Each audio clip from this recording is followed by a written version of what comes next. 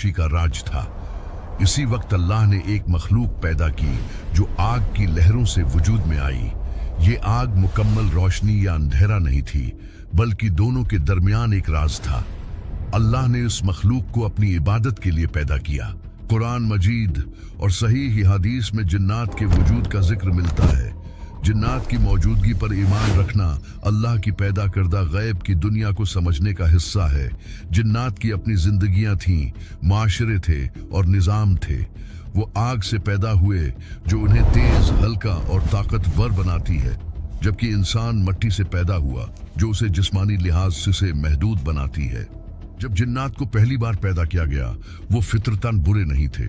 इंसानों की तरह उन्हें भी अल्लाह की इबादत के लिए पैदा किया गया था। वो जमीन पर आजादी से रहते थे, पहाड़ों में, समंदरों के पार और दूर दराज मकामात तक सफर करते थे। जिन्नात की जिंदगियां बहुत तवील थीं, कुछ तो हजारों साल जीते थे। इस तवील उम्र ने उन्हें तजर्बा, ताकत और इल्म दिया। तमाम जिन्नात एक जैसे नहीं थे। कुछ फरमाबरदार थे जबकि कुछ सरकश। वक्त के साथ बहुत से जिन्नात अपनी तख्लीक के मकसद को भूल गए और ताकत हासिल करने में लग गए। अल्लाह की दी हुई सलाहियतों का गलत इस्तेमाल शुरू करने लगे, जिसकी वजह से लड़ाइयाँ शुरू हो गई। ये लड़ाइयाँ कबीलों के दरमियान हुई, जमीन और इख्तिदार के लिए जंगें हुई और फसाद आम हो गया। कदीम इस्लामी उलमा बयान करते हैं कि जिन्नात ने इंसानों से पहले जमीन में फसाद फैलाया। उनके ऐमाल की वजह से जमीन का तवाजुन बिगड़ गया और खौफ व रास ने जगह ले ली। हद दर्जे सिरकशी और फसाद मचाने के बाद अल्लाह ने एक नई मखलूक पैदा करने का इरादा किया जो जिम्मेदारी, हदायत और मकसद के साथ जमीन पर रहे। ये मखलूक इंसान थी। अल्लाह ने हजरत आदम अलैहिस्सलाम को पैदा फरमाया और उन्हें ऐसे इल्म से नवाजा जो किसी और मखलूक को नहीं दिया गया था। लेकिन हजरत आदम अलैहिस्सलाम की तख्लीक से पहले जिन्नात में एक ऐसा जिन्न मौजूद था जो बाकियों से बहुत नमाया था। वो बहुत सू से ज्यादा इल्म वाला, ज्यादा तजर्बाकार और ज्यादा इबादत गुजार था और उसका नाम इब्लीस था।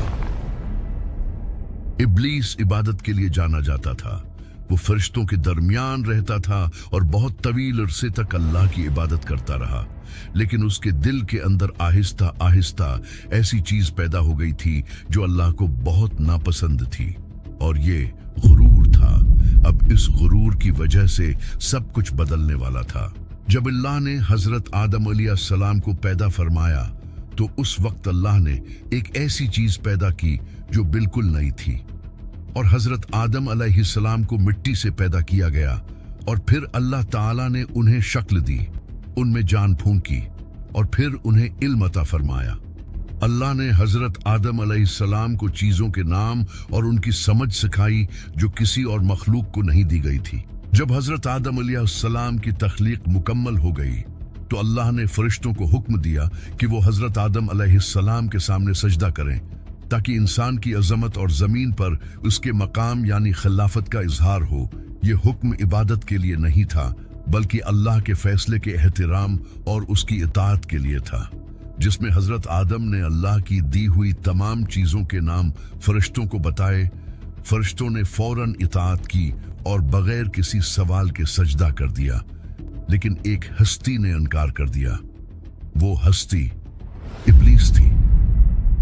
जब ये हुक्म आया तो इब्लीस ने हजरत आदम अलैहिस्सलाम की तरफ देखा और उसके अंदर एक ताकत व गुरूर का एहसास उभरा। इब्लीस फरिश्ता नहीं था, बल्कि जिन्नात में से था। इब्लीस ये समझता था कि आग मिट्टी से बेहतर है। वो ये भी समझता था कि उसकी लंबी उम्र, उसकी इबादत और उसकी असल उसे बेहतर बनाती है। उसने साफ लफ्जों में कहा कि वो सजदा नहीं करेगा। इस इनकार के साथ इब्लीस ने सिर्फ एक हुक्म की नाफरमानी नहीं की, बल्कि उसने अल्लाह की हिकमत को चैलेंज किया। ये एक अमल उसकी सारी मेहनत को बर्बाद कर गया। अल्लाह ताला ने इब्लीस को रद्द कर दिया और उसे उसके माजिज मकाम से हटा दिया। लेकिन इब्लीस ने तौबा नहीं की। उसके बजाय वो मजीद मुतकब्बिर और गुस्से से भर गया। उसने अल्लाह ताला से क़यामत के दिन तक मोहलत मांगी। उसने ऐलान किया कि वो इंसानों को गमराह करेगा और उन्हें सीधे रास्ते से हटाएगा। अल्लाह ताला ने इब्लीस को मोहल्लत दे दी, लेकिन अल्लाह के मुखल्लिस बंदों पर उसे कोई अख्तियार नहीं दिया। उसी लम्हे से इब्लीस शैतान बन गया, इंसानियत का खुला दुश्मन। लेकिन इब्लीस अकेला नहीं था। जिन्नात में से बहुत सौ ने उसका साथ दिया। उन्होंने उसकी नाफरमानी को सराहा और उसके गुरूर में शरीक हो गए। इन जिन्नात ने उताअत के बजाय बगावत को चुना। वो शैतान के मददगार बन गए और जहां जहां मुमकिन हुआ फसाद फैलाने लगे। हजरत आदम को पैदा करने के बाद अल्लाह ताला ने उनके लिए बेबी हवा को पैदा फरमाया ताकि वो उनके साथ रहें और उनके लिए सुकून बने। उन दोनों को जन्नत में रखा जहां हर तरह की नामतें मौजूद थीं और कोई खौफ या परेशानी नहीं थी। अल्लाह ने उन्हें इजाजत दी कि वो जन्नत की हर चीज इस्तेमाल करें, लेकिन एक दरख्त के करीब जाने से मना फरमाया और साथ ही बता दिया कि शैतान उनका खुला दुश्मन है। शैतान जो पहले ही हजरत आदम अलैहिस्सलाम से दुश्मनी रखता था, उन्हें गुनाह की तरफ ले जाने की कोशिश की। उसने जोर जबरदस्ती नहीं की, बल्कि आहिस्ता आहिस्ता उनके दिल में बातें डालने लगा। उसने गुनाह को मामूली और नाफरमानी को फायदामंद बनाकर दिखाया। एक वक्त ऐसा आया कि हजरत आदम अलैहिस्सलाम और बीबी हव्वा शैतान की बातों में आ गए और उस दरख्त के करीब चले गए जिससे अल्लाह ने मना फरमाया था। जैसे ही उन्हें एहसास हुआ कि उन्होंने अल्लाह का हुक्म तोड़ा है, दोनों को बहुत शर्मिंदगी हुई। उन्होंने फौरन अल्लाह से मुआफ़ी मांगी और दिल से तौबा की और अल्लाह ताला ने अपनी मेहरबानी से उनकी मुआफ़ी कबूल फरमा ली। लेकिन फिर फरमाया कि अब तुम्हें ज़मीन पर जाना होगा जहां ज़िंदगी एक इम्तहान होगी और अल्लाह के हुक्मों पर चलना होगा। यूं हजरत आदम और बीबी हव्वा ज़मीन पर भेज दिए गए। अल्लाह ताला ने यह भी बताया कि शैतान हमेशा तुम्हारा दुश्मन रहेगा।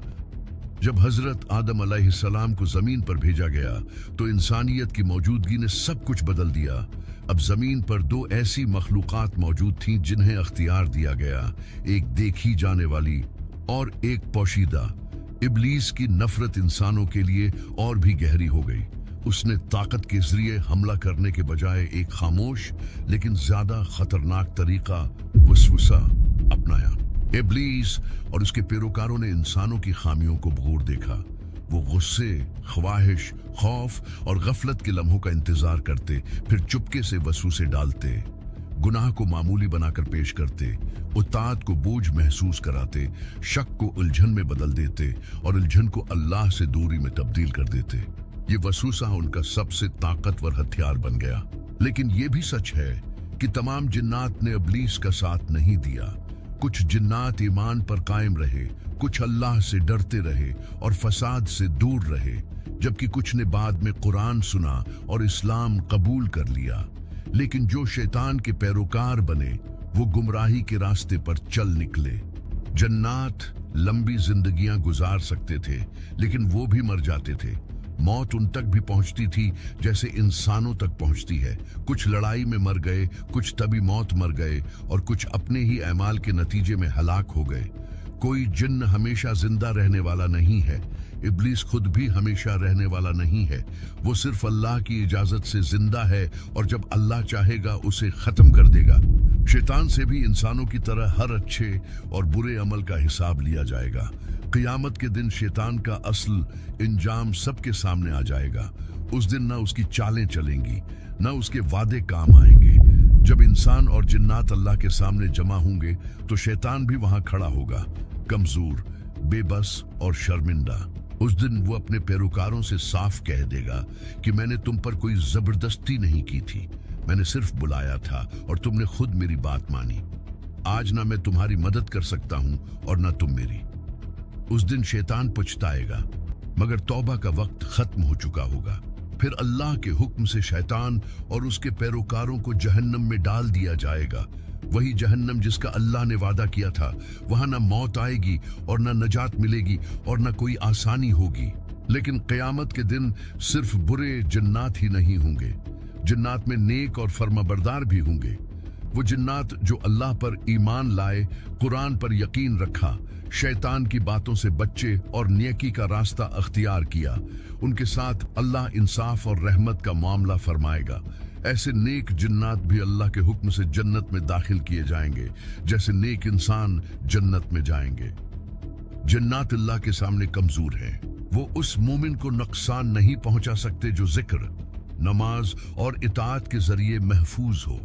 वो कुरान से डरते हैं, वो खालिस ईमान से डरते हैं और वो उन दिलों से डरते हैं जो अल्लाह से जुड़े होते हैं। इसीलिए इस्लाम जिन्नात का खौफ नहीं सिखाता, वो आगाही सिखाता है, हफाजत सिखाता है और अल्लाह पर भरोसा सिखाता है।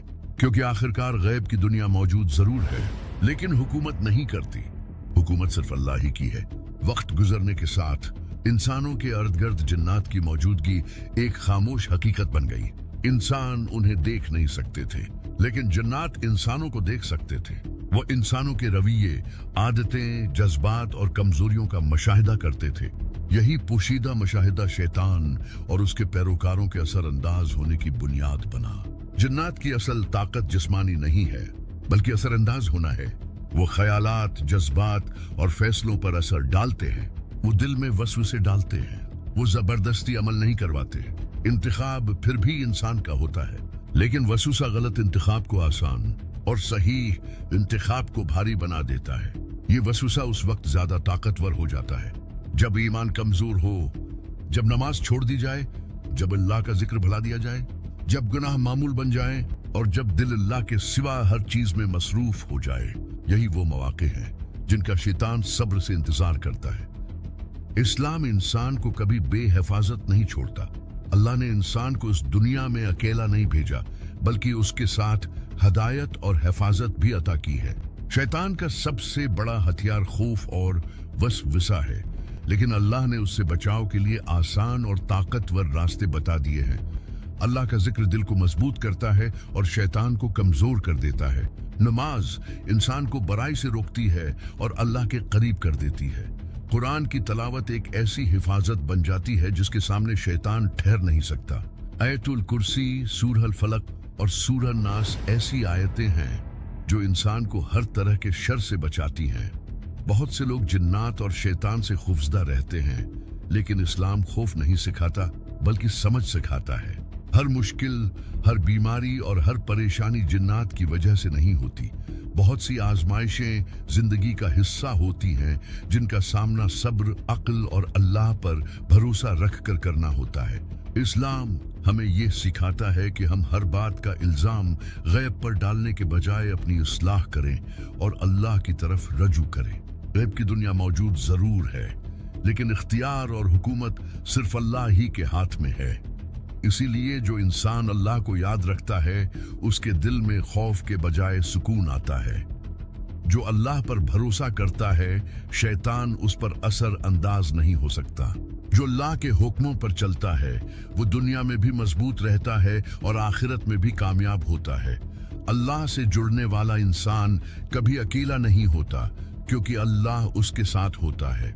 जब वीडियो पर लाइक और कमेंट्स आते हैं तो यूट्यूब खुद उसे मजीद लोगों को दिखाता है और हजारों लोग मुस्तफीद होते हैं।